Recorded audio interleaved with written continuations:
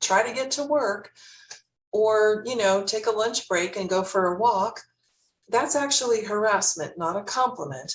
To being discriminated for a promotion because they might go out on maternity leave, to being older and sidelined or even marginalized in their careers. I'm Patricia Kennedy, owner and founder of the Kennedy Effect.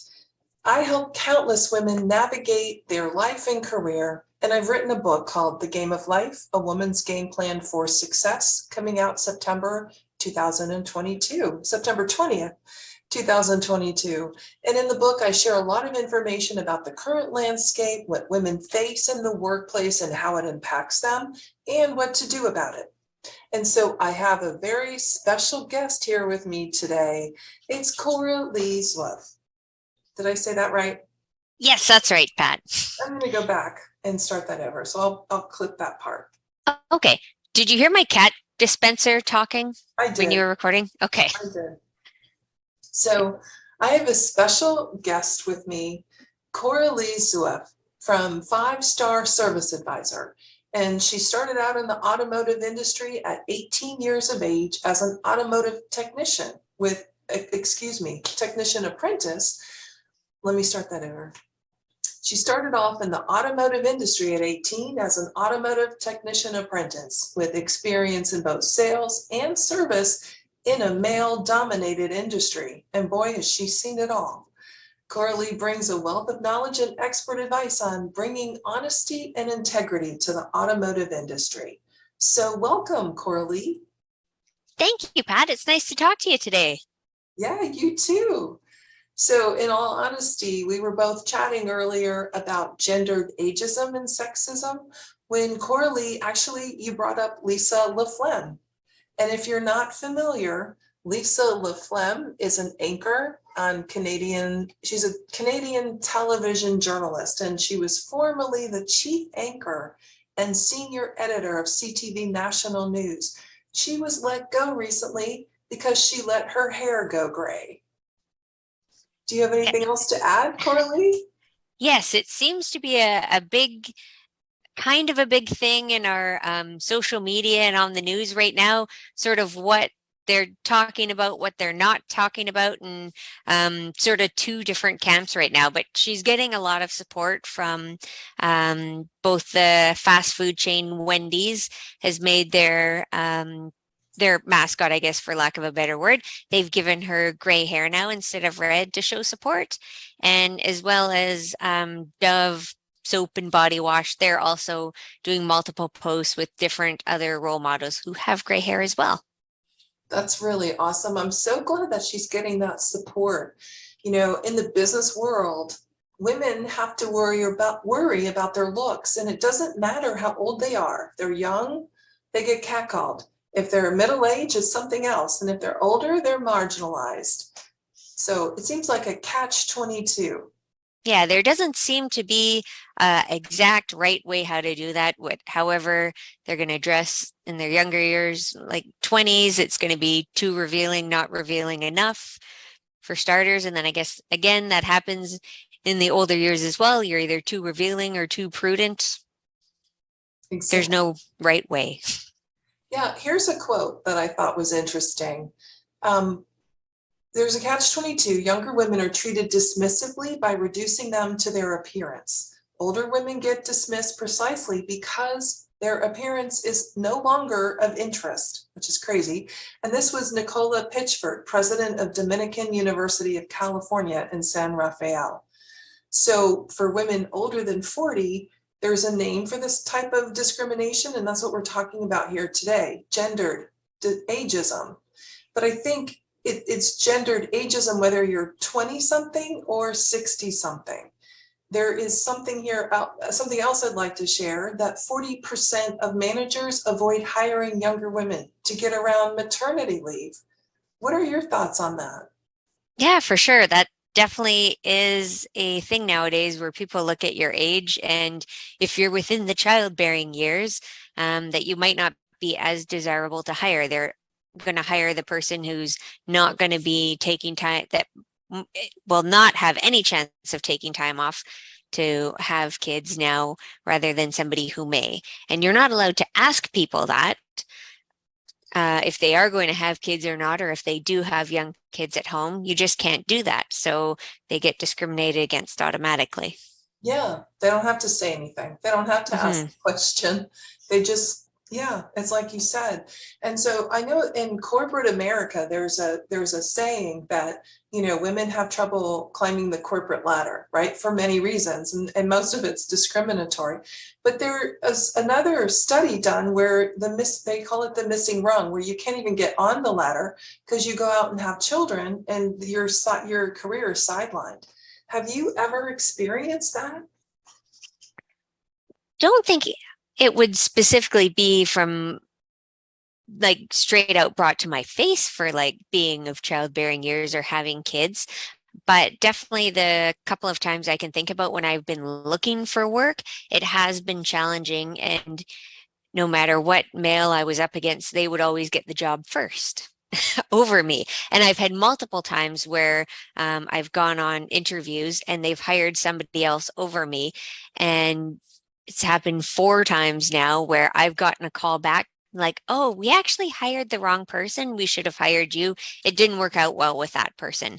So I feel that it would be happening because I'd be in my 20s and 30s, and that person won't need any time off for having kids, despite nowadays men stay home with kids, and it's changing very slowly. So hopefully that will be reflected. But in my experience, whatever male I'm up against, he'll get the job first.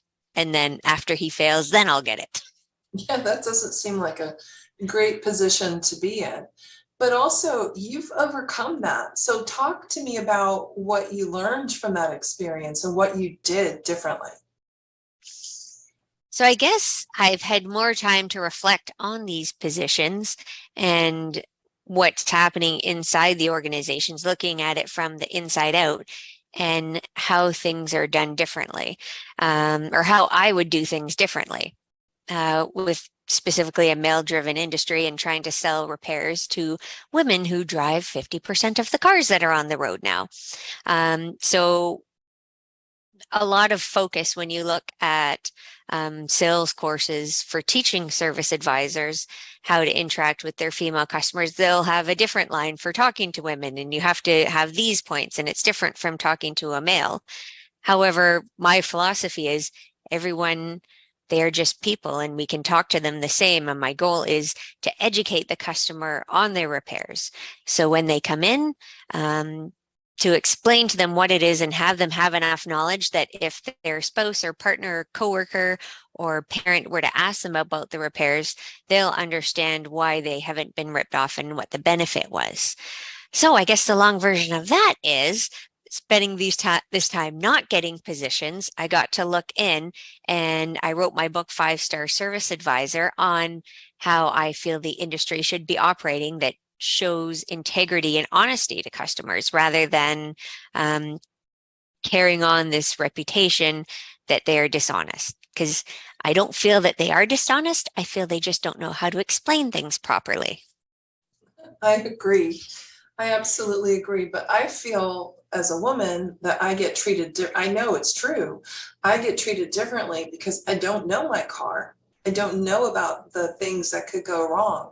And they could say, I need this, that, or the other, and charge me a lot of money, and I wouldn't know the difference. And I know that I've seen a lot of documentaries about this where they've addressed that this does happen to women in particular. They do get ripped off by the industry. So what you're saying makes absolute sense, and bringing integrity and honesty into the automotive world is wonderful to hear. I think we I need it. guess I've been fortunate at the places that I've chosen to work at. I haven't actually encountered anybody who sells repairs dishonestly, because most vehicles need things. And if they don't, they'll need something in like 6 months' time. So there's no reason to charge people for this work that's not needed. Yeah, that makes sense. Hmm. Absolutely. And then it gives customers better satisfaction. So it sounds like even though you were discriminated against because they kept hiring these guys, these men over you, that you made lemonade out of this lemon kind of situation that you were brought into. And so that's wonderful. So congratulations. Thank you. Yeah, it definitely gave me the time to reflect. Yeah. And I think it happens to women in corporate America, and it sounds like we're, in Canada as well, especially in the automotive industry, I would think, because it's a male dominated industry.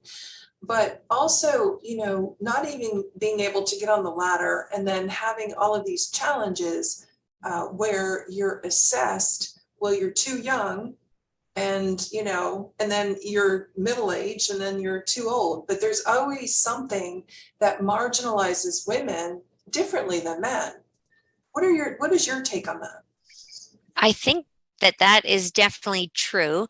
And I'm finding that there is probably that sweet spot after you're, past the childbearing years, but before you're getting on into your senior years, that there's probably like a 5-year sweet spot where they would want to hire you because that's the perfect age. So I think that that is the good time to start to sort of you can take your breath from that first challenge that you're overcoming and now figure out how we're going to optimize the next stage of life and to make the most of it. Yeah, I think you're right. Unfortunately, That's right. it's I think that it's important to plan your career accordingly and how to think about this environment that we find ourselves in, because it totally is unfair. It is not right, and we're not condoning the bad behavior and the bias. But what I think that we're both saying is there are options that you can take to make sure that you're aware of the world you're in, which, there's a lot of discrimination on many levels. And women are discriminated more so than men about their looks and then their looks at certain ages. We can never win that game, right? So one of the things that I help clients with is to help navigate that journey and be prepared, and things to look for and things to do so that they have the life and career that they want, which is very important. So I'm wondering about Lisa LaFlemme. I mean, what do you think is going to happen with her now that she's been let go, because she's graying? For her next steps, I guess it'll be exciting how she takes this experience and perhaps grows from it. Does she go somewhere else that's more inviting, or will she start her own thing, or her own movement? So it'll definitely be something that we should all make sure we're keeping an eye on, because I know the news outlets, some of them are trying to sweep it under the rug, but some on social media are running with it. So we should really make sure we keep on top of what's happening and follow that news story. I agree. I encourage everyone to do that. It's important because right now there's a lot of emphasis on, there's always emphasis on aging women, but there's a lot of opportunity for us to join in the conversation and talk about these kinds of things and bring them to light. And I'm super encouraged by Wendy's reaction, making their mascot Wendy have gray hair, which is perfect. But then Dove also is really supporting her as well. Are you familiar with what Dove is doing? The soap company. That's right. No, I have a little bit, just from what ads and stuff pop up. I haven't been following them religiously, but they are doing a lot, or they started some years ago with smashing the stereotypes related to bodies and models and what you'd expect to see in soap commercials. Yeah. So they've changed it to now all people use their soap, which is crazy. People who have all different kinds of bodies. Exactly. And so that, again, that's important too, because first of all, who cares? We don't owe anyone beauty. We don't owe anyone a certain weight or a certain look at any age. We should all be authentic to ourselves. But I think I just saw a tweet about Dove is donating $100,000 to Catalyst, a Canadian organization helping build inclusive workplaces for all women. And they say, go gray with us. Turn your profile picture grayscale and hashtag keep the gray, which I love. I think that's wonderful. Oh, okay. So that'd be a way we can support them then, or Absolutely. show that we're listening. Yes, and to continue having conversations about this, because it's so important to make sure that people are aware and that we can do something. We need to do something. And I think there's a lot we can do, internally ourselves to be more positive and well, positive. It's not going to make the discrimination go away, but have more confidence in ourselves to do things like let our hair go gray, not wear makeup, wear makeup today. Do all the things that because we don't owe the world pretty, we don't owe the world dyed hair and a youthful appearance. We come no matter what age we are. We have a lot to offer regardless of age.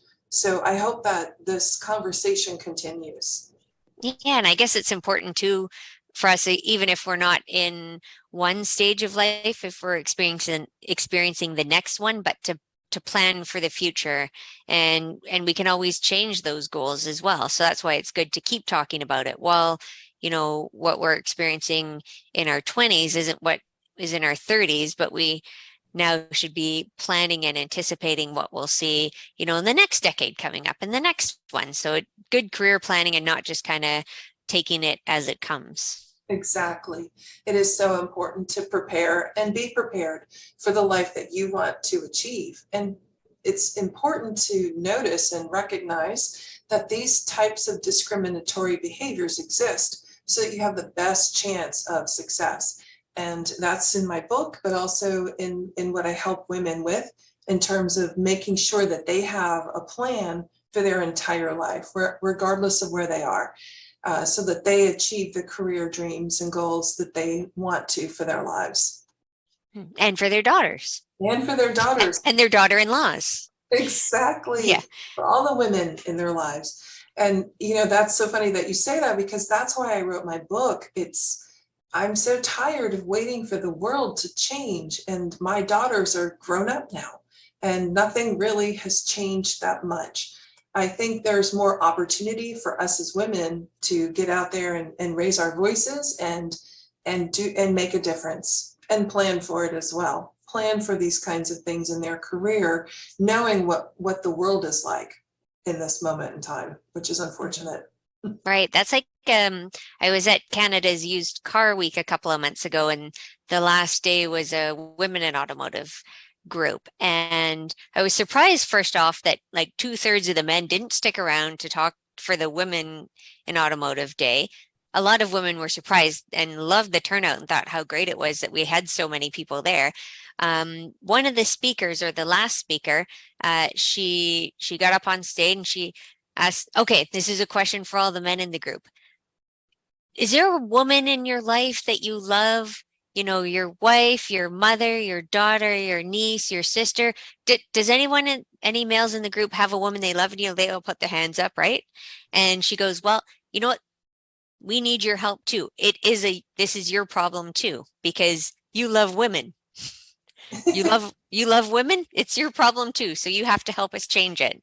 So she really empowered it to show it's not just women that have to change, but that men also have to do that and have a part. Agreed. That's so important. And that's a great point, because we're half the population. And unfortunately, we're not represented in half the C-suite space in these major corporations, not yet. I know that things are changing. It's definitely not a level playing field, and we still make 82 cents on the dollar, which is unfortunate, versus men's dollar.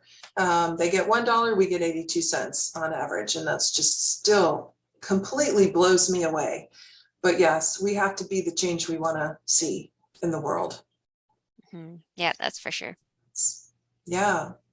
So what else is on the roadmap for you, Coralie? What are you doing these days? Oh, I have been very busy. Working on YouTube channel and getting information about vehicles and service advising out to the general population now. What's the name of your channel so our viewers can go and take a look? It's 5-Star Service Advisor. So I have the 5-Star Service Advisor book and the YouTube channel, and then just got my website up and running, which is coraliezuef.com. Oh, that's exciting. Congratulations. I know that Thank you. must have been a lot of work. Yes, for sure. More than you think.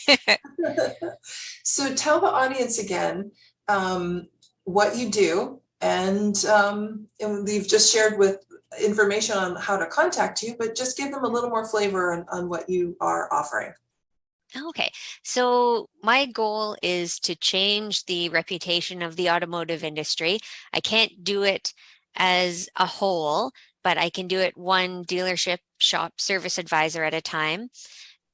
So I train service advisors to communicate effectively with both the technicians and the customers to decrease conflict and increase profit. So I give them a imaginary tool bag to be able to explain repairs to customers so that they understand, and then also give them options. So it's not either doing it or not doing it. It's we could do it this way or we could do it this way. There's two ways to solve your problem rather than just, yes, you have to do it this way or drive your car that might fall apart. So that's my whole goal is I train service advisors and shops and dealerships on how to do that. And I train, it's one small location at a time, but we're growing and hopefully the reputation will change. That's exciting, and it's so needed in this industry. And then educating people on how to take care of their car and why these things are important. It just makes such a difference so that you're not shocked when you get the the bill at the end of having your car serviced. So Oh, that's yes. wonderful. That's the one that is a no-no. You definitely have to be very upfront with customers when they come in, how much it's going to be, and when you present the estimate, how much it's going to be. And so when they come to the end, that there is no shock there. Yes, exactly. That's great. Well, I'm so grateful that you were able to join today, and thank you for this really stimulating conversation. And I hope that a lot of the people who are viewing this will comment and talk to us and keep that dialogue open and going. And if you need help with navigating your career wherever you are in your career at this time, that's what I do. I help women navigate their career and navigate their lives more effectively. So I hope that I can help you. So reach out. And thank you everyone for joining. And thank you, Coralie. I appreciate the conversation. Yes, thank you for discussing this current event with us. Have a great rest of your day. You too.